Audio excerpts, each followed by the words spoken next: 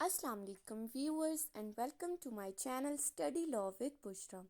So in today's video we are going to discuss the topic of jurisprudence, which is ownership. But before starting the discussion, I request you all to please subscribe to my channel and don't forget to press the bell icon for latest updates. Do share this video with your friends and fellows. So let's move towards the discussion. Ownership basically क्या है?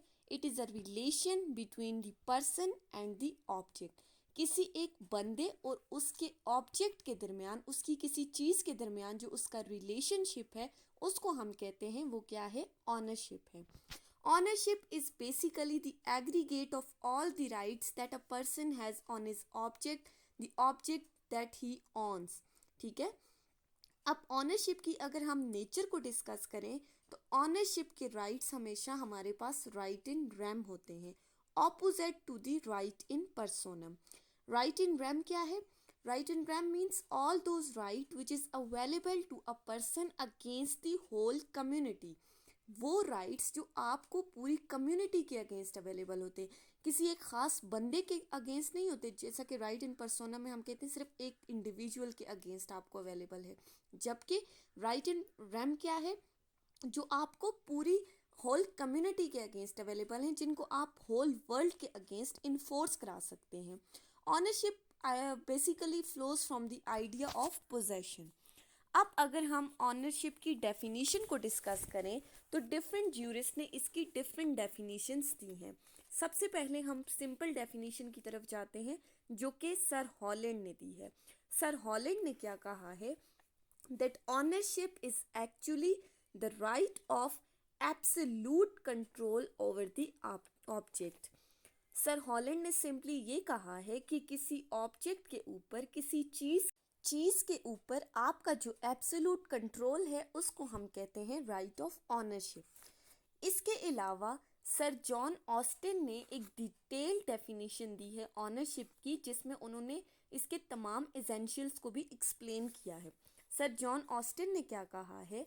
Sir John Austin says that ownership is a right. Ownership एक ऐसा right है which is indefinite in point of user,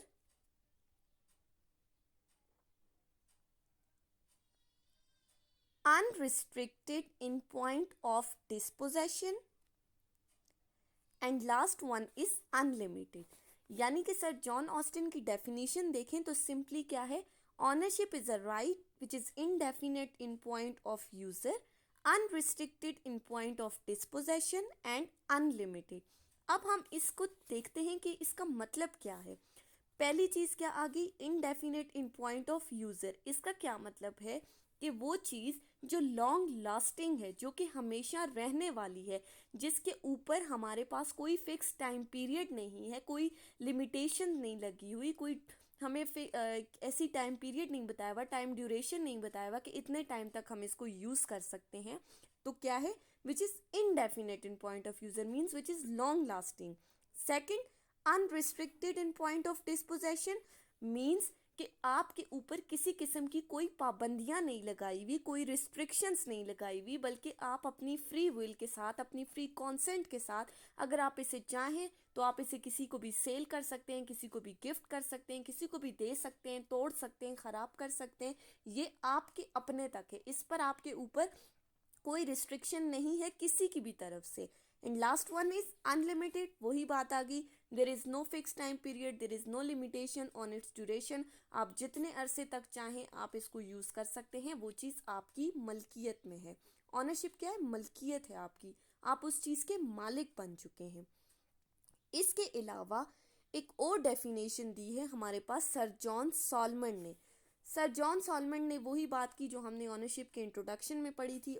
sir John Solomon says that ownership is a relation between the person and his object. Ownership क्या है? एक बंदे और उसके object के दरमियान जो रिलेशनशिप है उसको हम कहते हैं ऑनरशिप.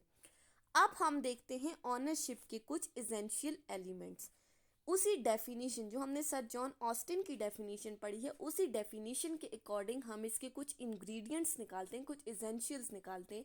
यानी कि एक चीज़ की ऑनरशिप के लिए किन किन एसेंशियल एलिमेंट्स का होना ज़रूरी है.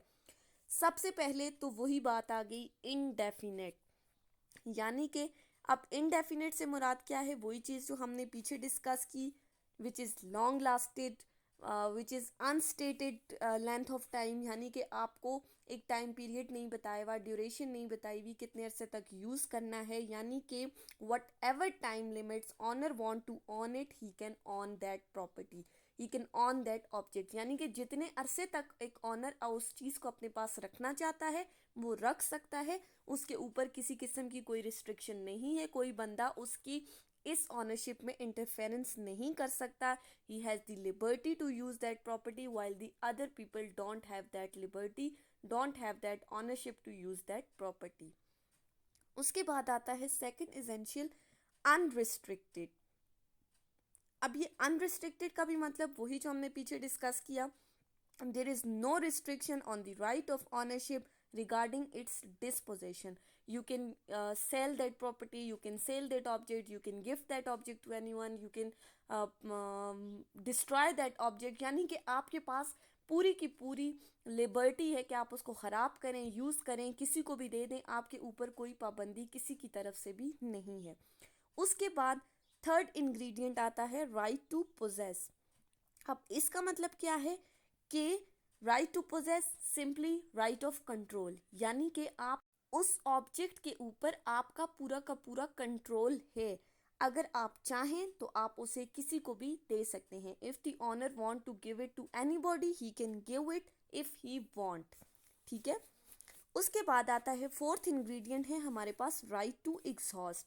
अब ये राइट टू एग्जॉस्ट का मतलब क्या है, सिंपली आपका राइट ऑफ यूज़, अगर आपके पास कोई, आप किसी चीज़ के ऑनर है, आपने उस चीज़ को, कोई ऐसी चीज़ है जो आपने खर्च कर दी, जो आपने यूज़ कर दी, आपने डिस्ट्रॉय कर दी, वो चीज़ अभी भी आपकी मलकियत में है, ठीक है। आपके पास राइट है कि आप उस प्रॉपर्टी के साथ कुछ भी कर सकते हो, आप उसको यूज़ कर सकते हो, आप उसको खर्च कर सकते हो, लेकिन फिर भी आप उस चीज़ के ऑनर हो, आपके ऊपर उसमें उस प्रॉपर्टी के अंदर किसी की भी कोई मुदाखलत शामिल नहीं होगी।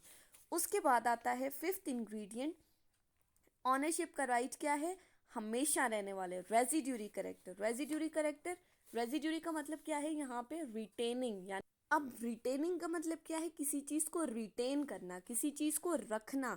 तो हम ये कह सकते हैं कि ऑनरशिप का राइट क्या है, हमारे पास हमेशा रहने वाला राइट है, वो चीज़ जो हमेशा हमारे पास रहेगी, वो चीज़ जो कोई हमसे छीन नहीं सकता। और ये याद रखें कि ऑनरशिप के राइट्स के साथ हमें मज़ीद बहुत सारे राइट्स भी मिल जाते हैं, many other rights are given along with the right of ownership. इसके बाद सिक्स्थ इंग्रेडिएंट आता है राइट टू एलिनेट। अब नाम से ही जाहिर है, एलिनेशन का मतलब क्या है, ट्रांसफरेबल, यानी कि ऑनरशिप का राइट ट्रांसफरेबल है, आप चाहें तो आप इसे किसी दूसरे बंदे को ट्रांसफ़र कर सकते हैं, अगर आप चाहें तो, ठीक है, किसी दूसरे को भी दे सकते हैं। उसके बाद जो लास्ट इंग्रेडिएंट है जो कि बहुत ही ज़्यादा इम्पॉर्टेंट है, वो क्या है हमारे पास, सब्जेक्ट मैटर ऑफ ऑनरशिप, यानी कि अब ऑनरशिप के लिए किसी चीज़ का होना भी तो ज़रूरी है, किसी चीज़ का मौजूद होना भी बहुत ही नेसेसरी है। So there should be an material objects which can be touched, which can be hold, ठीक है, यानी कि आपके पास कोई चीज़ हो, कोई हाउस हो, कोई लैंड हो, ठीक है, जो नज़र तो आए, ठीक है, जो कि अपेरेंटली हमें नज़र आए, जिसको हम लोग टच कर सकें।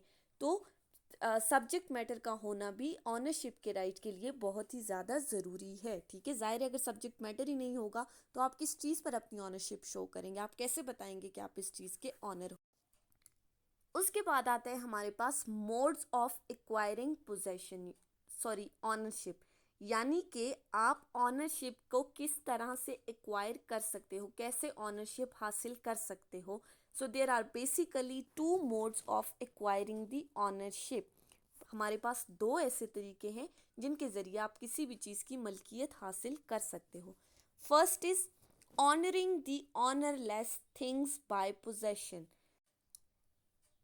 सिंपली हम इसको क्या कहते हैं, रेस नलियस। रेस का मतलब क्या है, सब्जेक्ट मैटर, एंड नलियस का मतलब क्या है, ऑनरलेस थिंग्स, यानी कि वो चीज़ या वो ऐसी चीज़ें जिसका कोई भी मालिक नहीं है, ज़ाहिरी तौर पर जिसका कोई भी ऑनर नहीं है, तो उन चीज़ों को जब आप एक्वायर करते हो, उन चीज़ों को जब आप ऑन करते हो, तो आप उस चीज़ के मालिक बन जाते हो।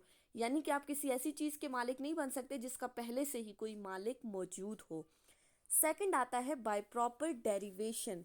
प्रॉपर डेरिवेशन से मुराद क्या है कि आप किसी चीज़ को ऑन करो bye legal method, proper method के थ्रू, एक प्रॉपर वे में, आप एक लीगल वे में आप उस चीज़ को जो है वो ऑन करो। जैसा कि आप थ्रू परचेज आप ख़रीद सकते हो, कोई आपको गिफ्ट मिल गया है, कोई इनहेरिटेंस के थ्रू आप चीज़ों को ऑन कर सकते हो। अब हम डिस्कस करने लगे हैं आज के टॉपिक का बहुत ही इम्पॉर्टेंट पार्ट और लास्ट पार्ट, ठीक है, which is kinds of ownership. Ownership की कितनी काइंड्स हैं?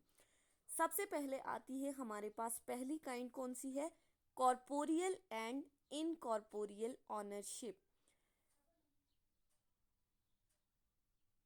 कॉर्पोरियल एंड इनकॉर्पोरियल ऑनरशिप हम ऑलरेडी पोजेशन में भी डिस्कस कर चुके हैं। कॉर्पोरियल एंड इनकॉर्पोरियल पोजेशन वही चीज़ यहाँ पर भी है।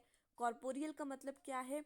Ownership over the material objects, ऐसी चीज़ें जिनको हम टच कर सकें, जिनको हम छू सकें, which is tangible, that are called corporeal things. और उन कॉर्पोरियल थिंग्स की जो ऑनरशिप है उसको हम कहते हैं corporeal ownership.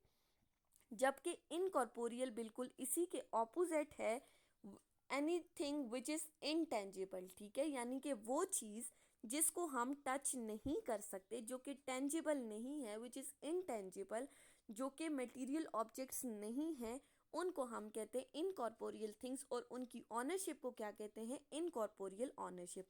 This incorporeal ownership basically comes out of your intellectual property, ठीक है, it comes out of your intellect, ठीक है। अब इंटेलेक्चुअल प्रॉपर्टी में हमारे पास तीन चीज़ें आ जाती हैं। पहली चीज़ आ जाती है ट्रेडमार्क्स, इसके अलावा कॉपीराइट्स आ जाते हैं, पेटेंट राइट्स आ जाते हैं। अब ट्रेडमार्क में हमारे पास कौन सा आता है? बिजनेस राइट्स आ जाते हैं, ठीक है।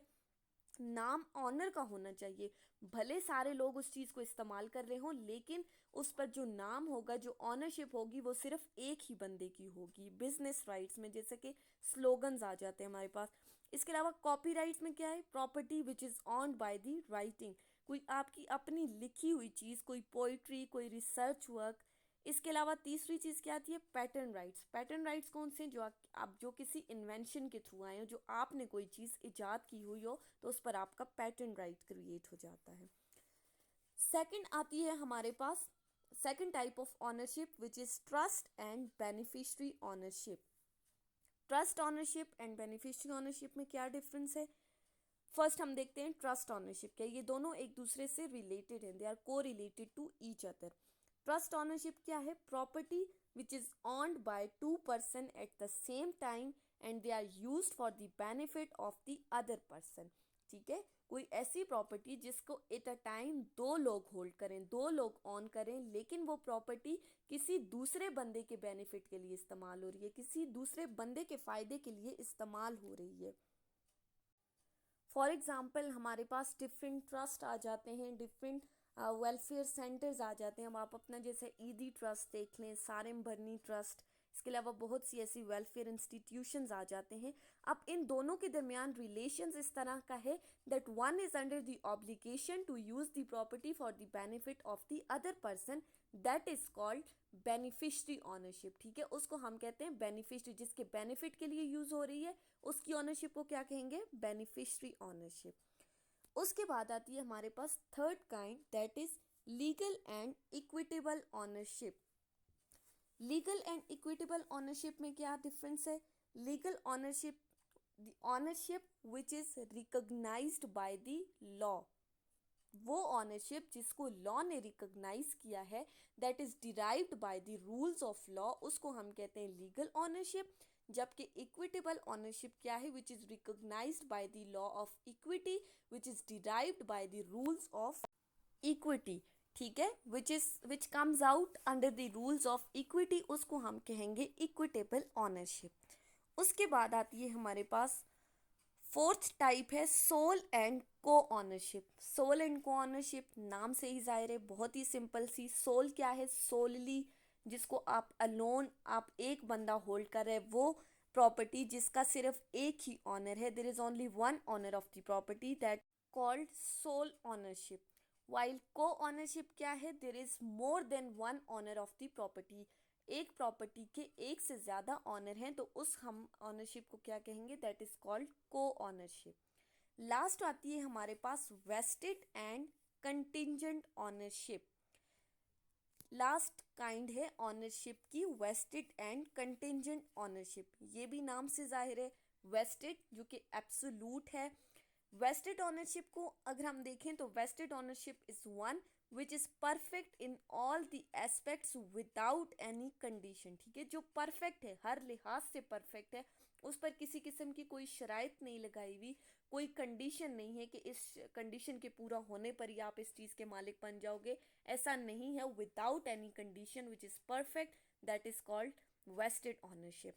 वाइल द कंटिंजेंट ऑनरशिप कौन सी है, contingent ownership is one which became perfect on the fulfilment of certain conditions. यानी कि उसके ऊपर कुछ कंडीशंस लगा दी गई हैं और साथ ही ये कहा गया है कि अगर ये कंडीशन फुलफिल होती है तो फिर ये ऑनरशिप जो पहले इम्परफेक्ट थी वो परफेक्ट हो जाएगी upon the fulfilment of that condition.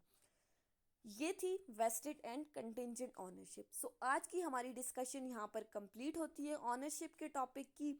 Ownership के टॉपिक में हमने क्या चीज़ डिस्कस की, सबसे पहले हमने उसका इंट्रोडक्शन लिया, फिर उसके बाद हमने उसकी डेफिनेशन डिस्कस की, उसके बाद modes of acquiring ownership discuss किए, नेचर डिस्कस की, ऑनरशिप के इंग्रेडिएंट्स एसेंशियल एलिमेंट्स डिस्कस किए और लास्ट में हमने उसकी कुछ काइंड्स डिस्कस की। सो आई होप कि ये टॉपिक आपको समझ में आया होगा। अगर आपको ये वीडियो अच्छी लगी है तो इसे लाइक करें, कमेंट में अपना फीडबैक दें और चैनल को सब्सक्राइब करना ना भूलें। और अगर आपको किसी भी किस्म की कोई भी कन्फ्यूजन है तो आप कमेंट्स में मुझसे पूछ सकते हैं। Thank you so much for watching the video. अल्लाह हाफिज़।